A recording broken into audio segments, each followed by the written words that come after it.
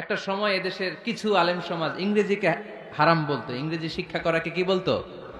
সময়ের বিবর্তনে এটা এখন হালাল। এখন এটা কি হালাল।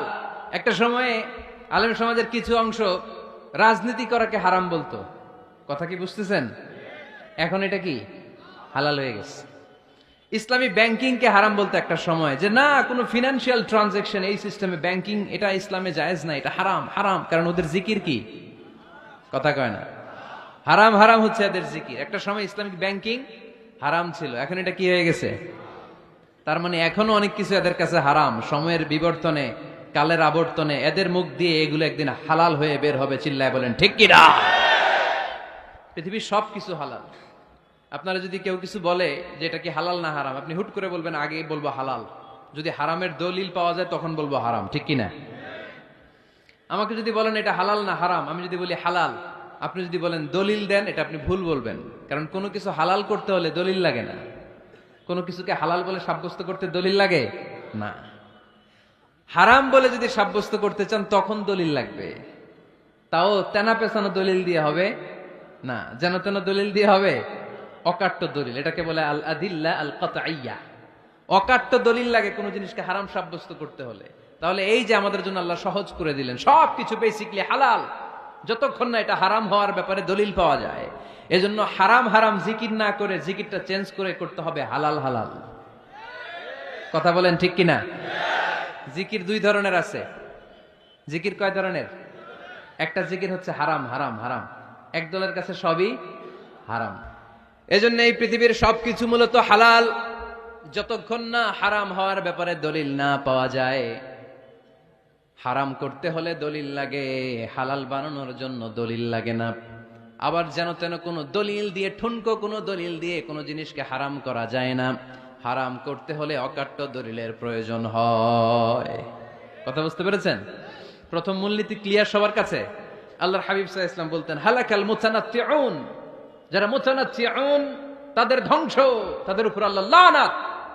সাহাবারা বললেন ইয়া রাসূলুল্লাহ, ইয়া হাবিবাল্লাহ, মান হুমুল মুতানাত্তিউন? মুতানাত্তিউন কারা যাদের উপর আপনি লানত দিলেন, যাদের ধ্বংসের কথা বললেন? বিশ্বনবী বললেন আল্লাহর দেয়া হালাল বিষয়কে যারা সমাজের মধ্যে হারাম বলে প্রচার করে তারাই হলো সমাজের মুতানাত্তিউন। নাউজুবিল্লাহ পড়েন। قل من حرم زينة الله التي أخرج لعباده والطيبات من الرزق।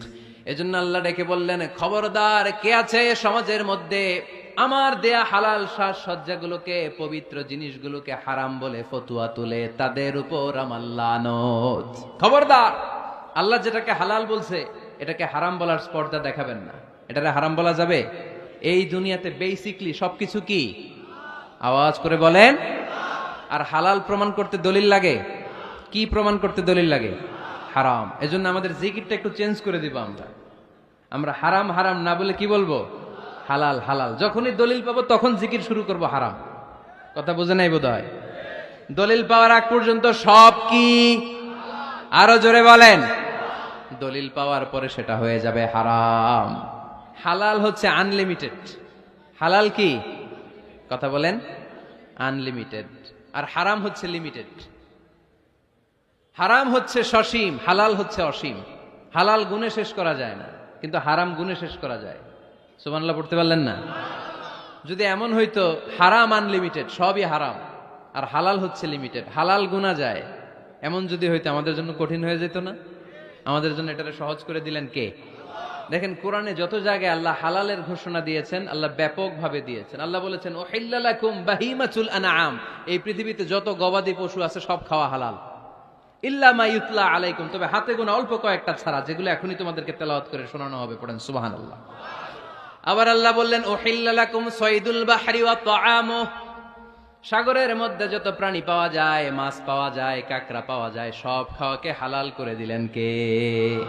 সাগরে যত ধরনের প্রাণী আছে, কাঁকড়া বলেন, তিমি বলেন, যা বলেন সব হালাল, হাতে গোনা অল্প কয়েকটা ছাড়া। সুবহানাল্লাহ পড়েন।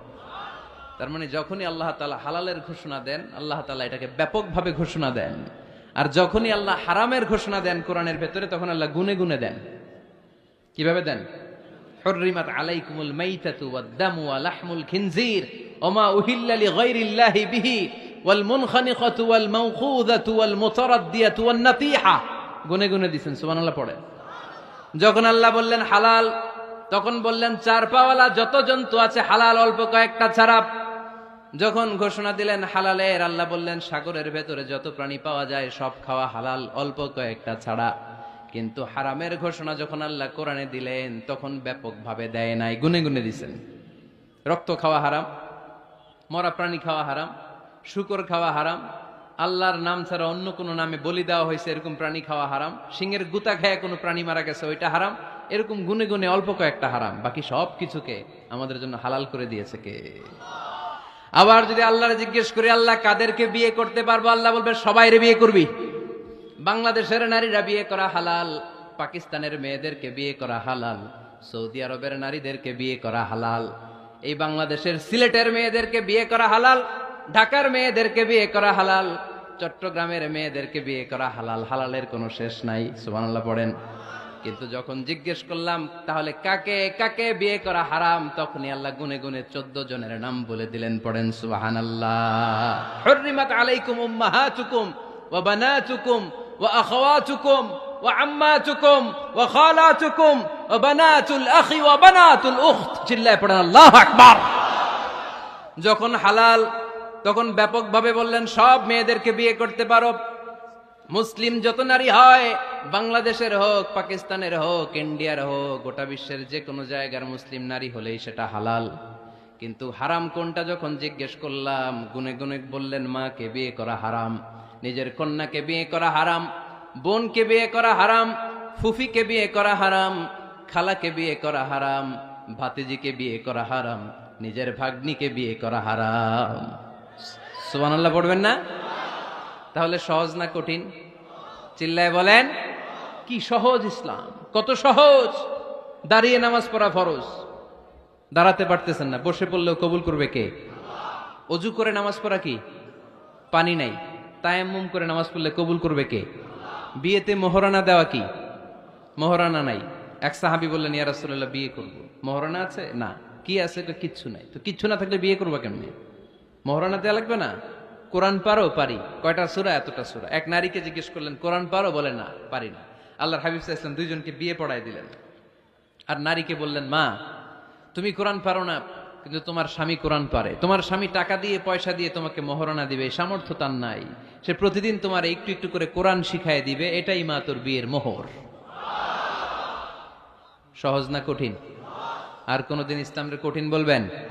কেউ কঠিন বললে ওটা শুনবেন? আওয়াজ করে বলতে হবে ইসলাম কি কঠিন না সহজ?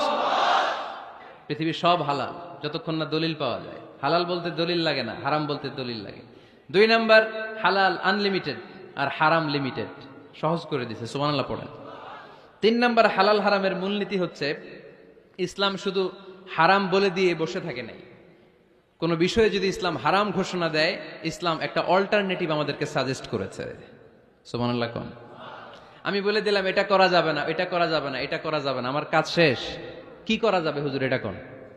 এরকম প্রশ্ন আছে না নাই? হারাম হারাম এই জিকির করে যে আপনি বসে রইলেন, হালাল কোনটা এটা বলে দিয়ে যান, চিল্লায় বলেন ঠিক কিনা? ইসলাম শুধু হারাম বলে বসে থাকে নাই, যত জায়গায় ইসলাম হারাম বলেছে, ইসলাম একটা অল্টারনেটিভ সাজেস্ট করেছে। Islam provides us the alternatives, always alternative দিয়েছে।